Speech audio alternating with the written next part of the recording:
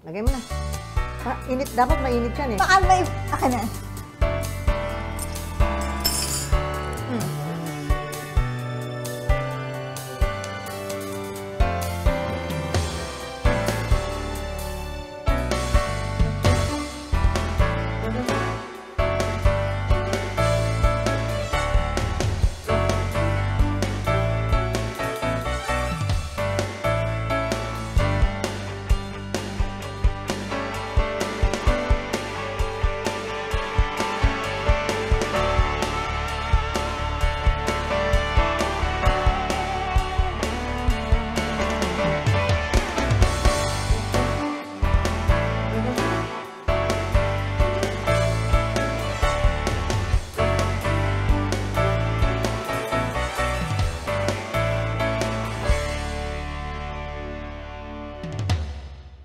Magandang araw mga kapitbahay. Welcome to another episode of Mrs. Galang's Kitchen, Mataan, Bulacan, Pampanga, and Tarlac. Excited po ako sa episode namin for today dahil ilang araw ko nakikita sa aming lamesa mga bulaklak, pero iluluto natin ngayon. No, Mrs. G, ano ba tong recipe na to?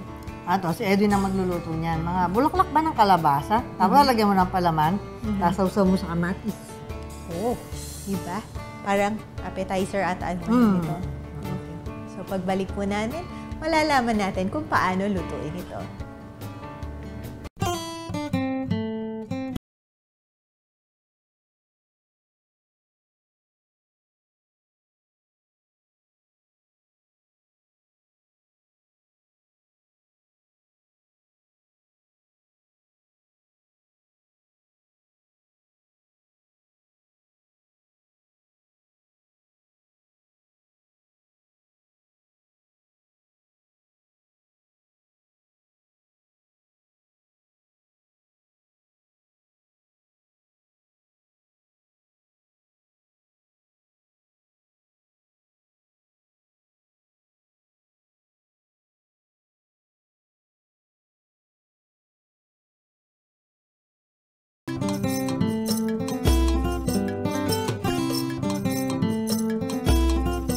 Magandang araw po mga kapitbahay. May hawak-hawak akong papel kasi hindi naman ako magluluto kaya hindi ako familiar sa recipe ito.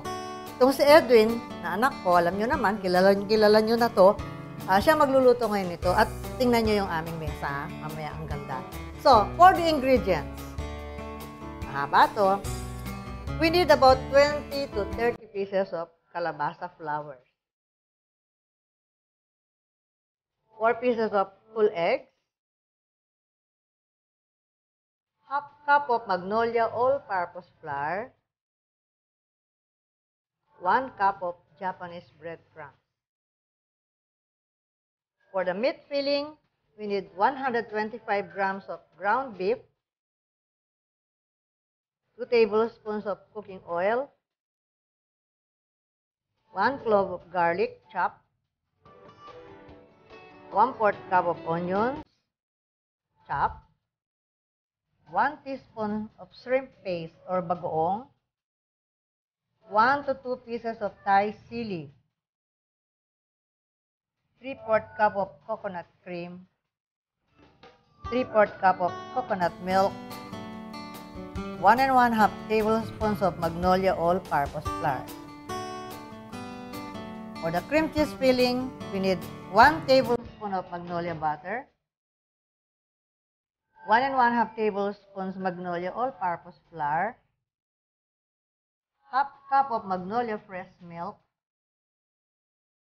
half teaspoon of coarse salt, 1 whole egg, pork beaten, and then half cup of Magnolia cream cheese.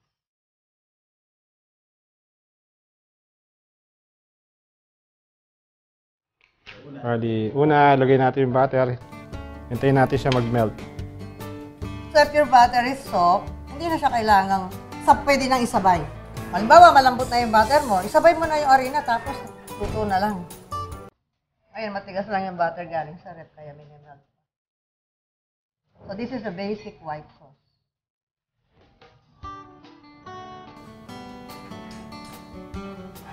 Pwede na ilagay yung butter mo, then meron na siyang nag-melt. Ay, yung Hindi, yung may flour. melt ko na lahat para Okay. mabilis.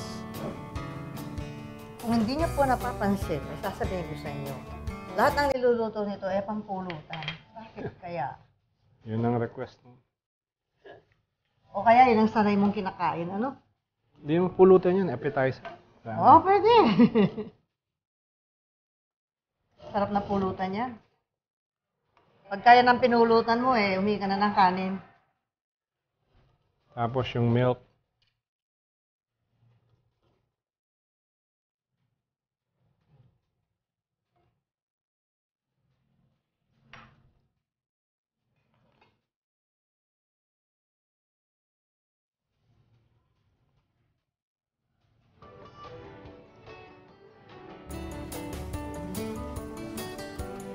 Medyo, pag sa ano, parang nagbubuo yung arena, huwag po kayong mag-alala. Dahil meron ng, butter yung flour natin. Malulusaw mamaya yan. It will become smooth. Anyway, meron naman tayong wire whip kung sakasakali. Now, you really have to cook that. Lulutuin mo mabuti yan, ha? Pero sasabay na natin yan. Oo. Kasi pag lumapot na ito, mahirap na i-mix yan. Ito malapot kasi magnolia, shrimpis. Pero yung itlog, huli yan. Uno ito, no? Mm. Yung asin, it is safer to add salt towards the end. Kasi kung minsan, masyadong lumalapot, o kaya malaglaw pa sa umpisa yung mixture nyo, kala nyo matabang, pag lumapot na sa tamang consistency yan, magiging concentrated yung lasa ng asin. Kaya, kung hindi nyo pa sanay alam ang Salt. tamang amount, sa huli kayo maglagay ng asin.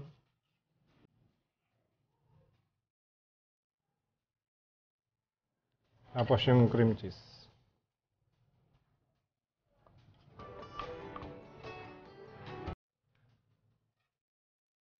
So, kalabasa ito, bulaklak ito ng kalabasa. Tapos nakikita ko bawat isang, yung dulo nito, nandito yung bunga. Doon tumutubo, ganun ba yun? Dito magiging bunga yan.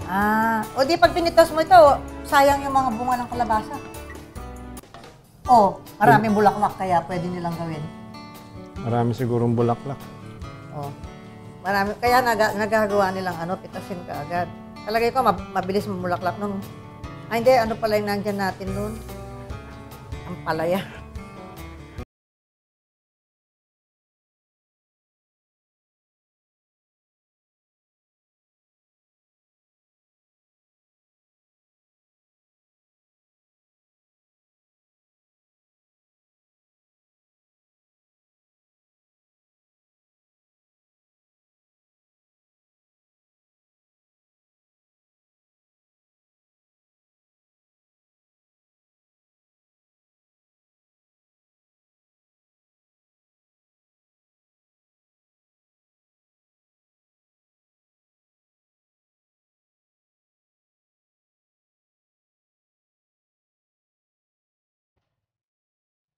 So, bali yung flour niyan at saka yung itlog, yan ang mag-hold ng shape niyan pag, para hindi lumabas dun sa bulaklak ng kalabasa.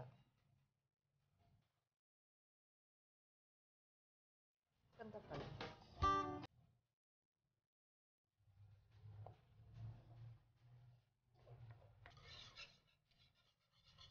Tapos init po natin sa sandali.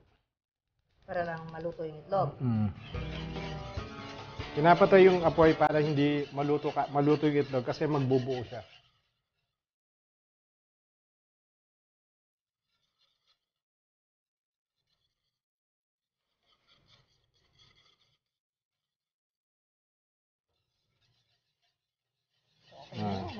Tapos na po yung atin cream cheese sauce. Tapos, anong susunod natin ngayon dyan? Yung meat. Meat filling. Sige, lagay mo muna yan. Para lumamig. Kailangan palamigin yun eh. Okay, susunod po natin filling ay yung meat filling. Igigisa po natin yung ating baka. Una po, lagyan natin ng bawang walang mantika. Ito wala yung mantika. Ayun. Pwedeng sa... Hindi, sige! Ginagawa ko yan. Nagbaliktad.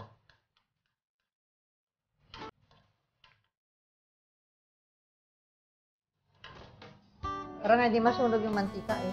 Ay, yung ano yung mantika, yung bawang. Ayun. Pati ako nabaliktad na sa'yo. Oh. Ang balik-balik. Okay. So, unti-unti ang paggisa. Para hindi masunog yung bawang. Tama yun.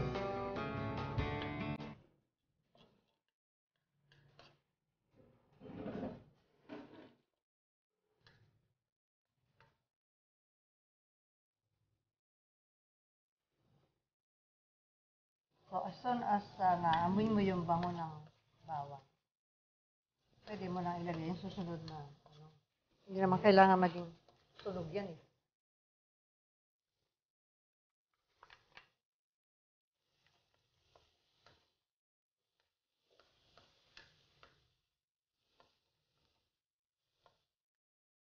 Kapag kasi magte-taping po kami, maghahanda kami ng mga bagong recipe para sa mga viewers. Tinatanong ko sila kung anong alam nilang lutuin na yung bang hindi masyadong pangkaraniwan. O kung pangkaraniwan man may idadagdag sila, Tapos po yung tapos bagoong. masarap lalabas.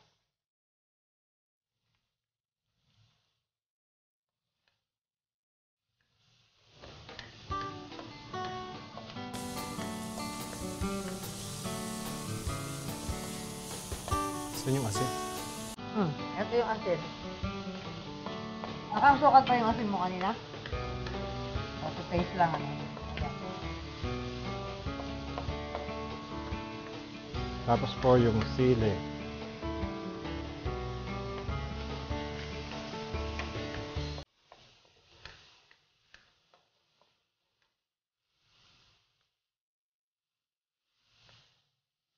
Yung giniling na baka.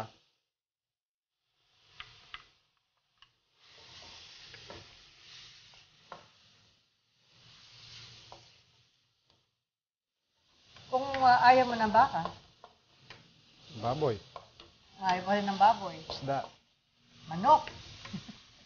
Malansa. Pwede rin ang isda dyan, pero tilapia, mga ganun, yung mga crib dory, yung di malalaki. Gulay. Mahirap ipasa tata. Ito pwede rin pa sa tagtarin mo. Green na sili. Yung siling haba. Aw. Pwede rin ano ito eh, yung mga bell pepper ano. Kaya lang mas maganda to.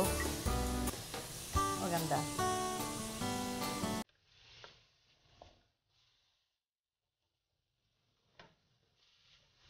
So, ibra-brown mo muna mabuti yung meat na yan para malasa. Bago mo ilagay yung ibang ingredients. Ilagyan mo na ba ng asin? Hindi pa. Lagyan mo ng konti para may lasa. Konti lang, huwag masyadong marami. Mamaya, may bagoong eh. Oo nga pala, nandiyan na nga pala yung bagoong magbibigay ng lasa yan. Tama.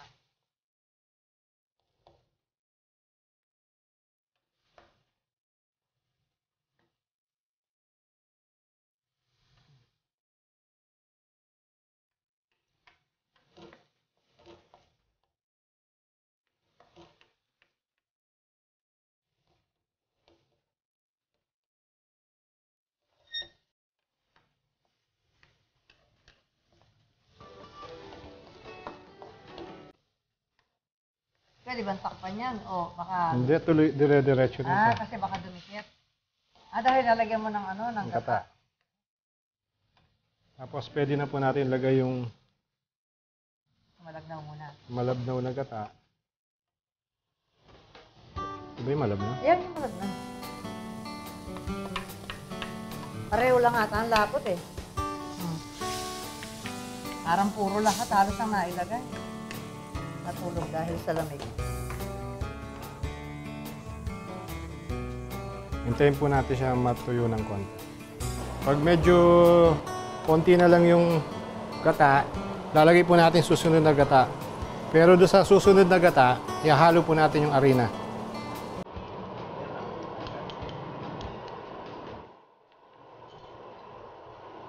Kasi bubuhos po natin ngayon to dito.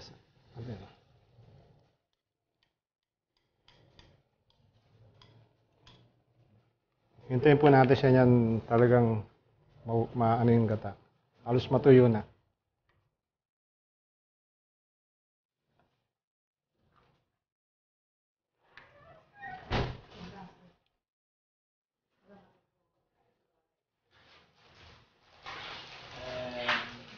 Pagkatapos po ng filling, Ito pong parang sausawan niya ay sarili ko lang pong gawa. Nasa sa inyo po kung ano pong gusto nyong sausawan dito.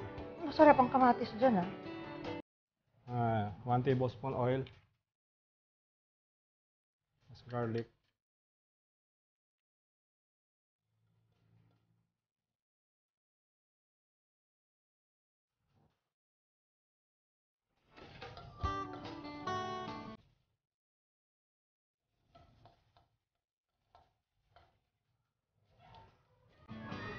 Lagyan natin ng konting asin.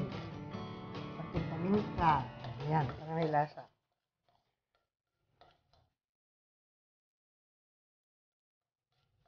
Parang pagka kumakain ka lang ng prito, tapos gusto mo may sausawan, pagpaalis ng suya, ganyan lang ang purpose nito. Yung bawang po hindi natin siya iba-brown.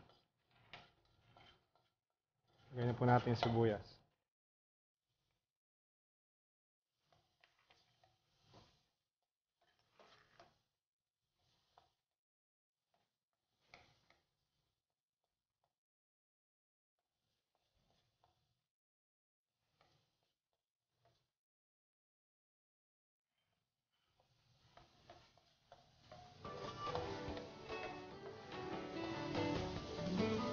Tapos yung kamatis.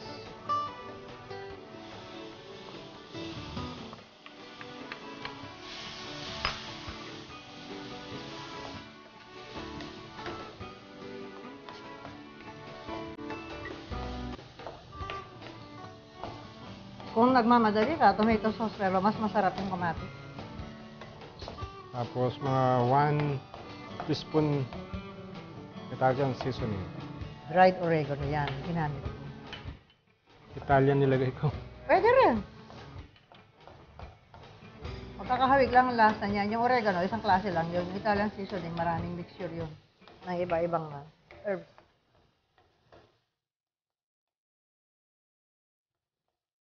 Tapos titikman mo lang yan kung tama na sa ano.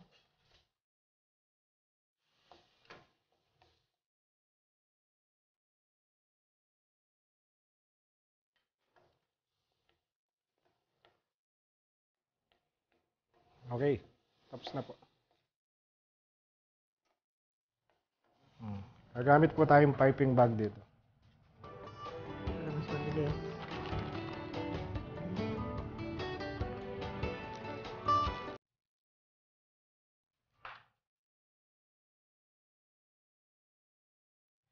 Guntingin po natin yung dulo. Yun po yung pinakabutas. Ngayon po ilalagay po natin sa loob ng bulaklak yung poly press. Huwag masyadong pupunuin, ano? Matamtaman lang.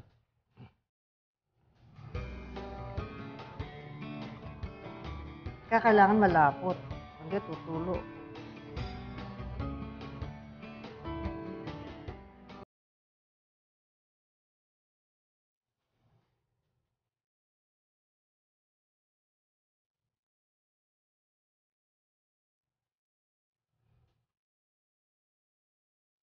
Tuloy ko lang.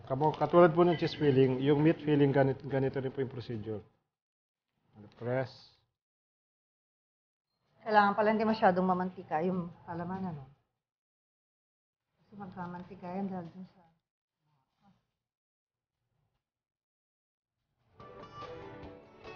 Malit yung butas. Hindi, kasi may bumabarambit na ano yan. Karne yan, hindi yan kasing kamukha na ano. Matatanggal mo yan pag tinres mo lang.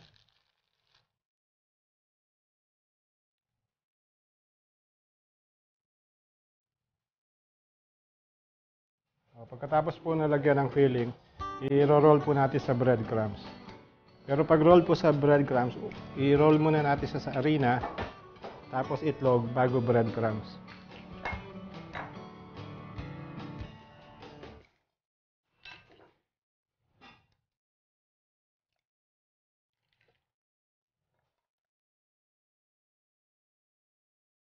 So wala nang asin yung itlog mo. Wala na. I-beat natin itong itlog mo.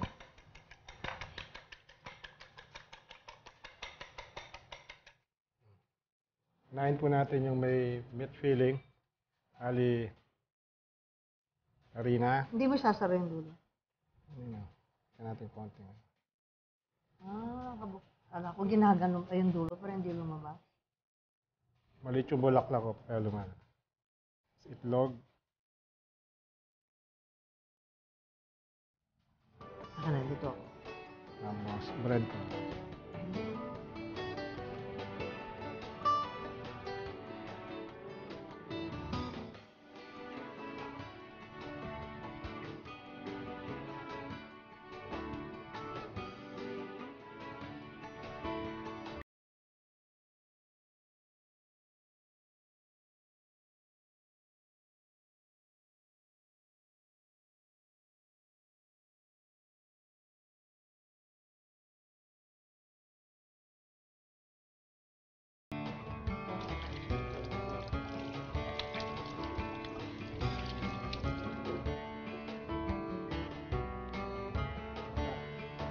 Pagkatapos po na-roll sa bread flour, piprito po natin sila. Bread flour, all-purpose yata. Yan. Yung mantika po natin, siguro din natin mainit na mainit. Actually, maski anong klaseng harina, pwede naman eh.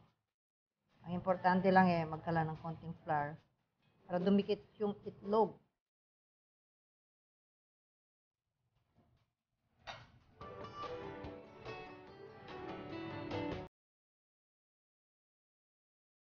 So, use yung one finger mo, ang sa flour, ang dip sa itlog, tapos yung isa mong kamay para sa breadcrumbs. Lalagay na po natin sila sa mantika, bali deep fry po sila. Ubus agad dyan, Edwin, sabihin ko sa'yo. Hapon, inubos sa mga estudyante.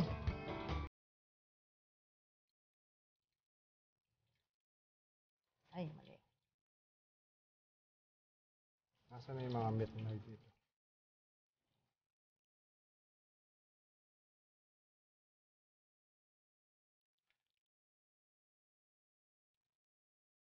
Ito, white sauce yan.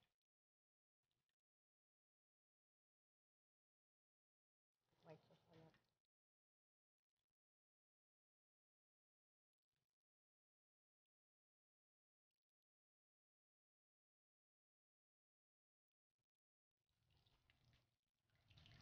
Pagka medyo golden brown na po, kung gusto nyo pang ma-brown, nasa sa inyo po yun.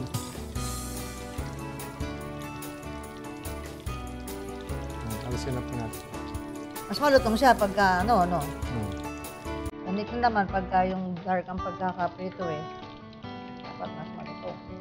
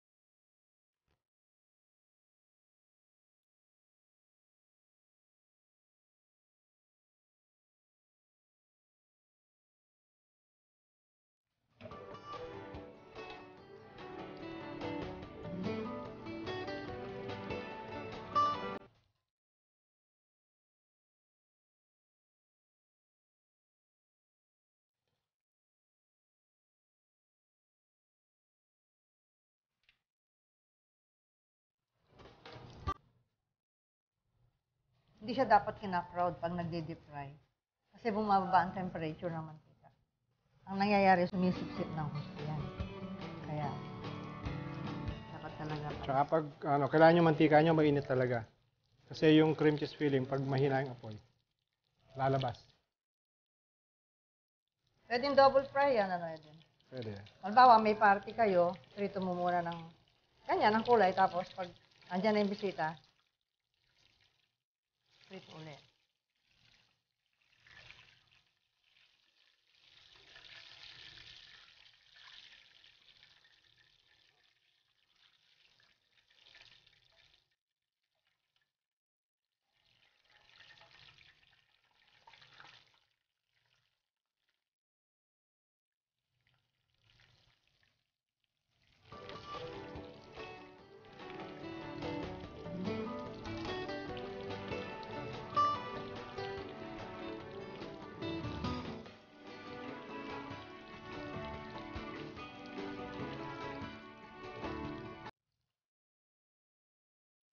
Sigurado ako pag sa restaurant mo in-order ito, medyo mahal yan. Kasi yung preparation eh. Pero pagka ano naman, mas anong bagay, pag sanay ka na, madali. Madali nang gawin.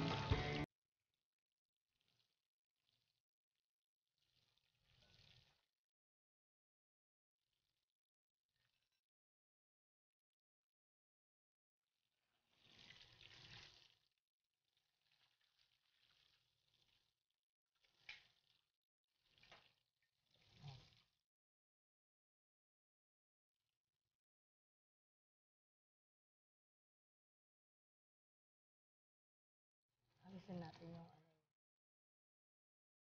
susunog yan. Okay, ito na. Titikman na natin ang Mga bulaklak. bulaklak. Ang haba ng kanyang pangalan, no? Stuffed squash blossoms. Ben, stuffed squash blossoms With with tomato. salsa. Salsa. Diba? Ang haba. Hindi na yun. Parang tikman natin. Pero sa Tagalog, bulaklak ng kalabasang Bulaklak ng- piniritong isinausaw sa kamatis. Matis. Ayan. Oh, yun yun. Who would ever think na pwede Masarap pala- ito pag bagong prito eh. Oo, at magandang i-present. Diba? Kitang-kita kasi na bulaklak siya. Malutong pa rin. Masarap. Ang salsa, Ito. nice. Hindi ko naman sinubot. para siyang, Pampalos ng suya yan eh. Kasi tsaka dahil meron siyang, At pag pinirito, nakakasuya oh, ko itong minsan nakuha eh. ko to yung may cheese, tapos tomato. Parang pizza. Parang Italian, no? Harap. So, kung medyo nag-isip kayo ng bagong paraan kapag present, kapag luto nitong bulaklak ng kalabasa or something nyo na isa-serve ninyo, so, tama-tama, I suggest you try it. It's easy. It's not expensive. Oh, yeah. Pagka may party, ang gagawin dyan, i-deep fry ng, yung parang hindi pa masyadong malutong. Oo. Tapos pag nandyan na yung mga bisita, dapat magdaan.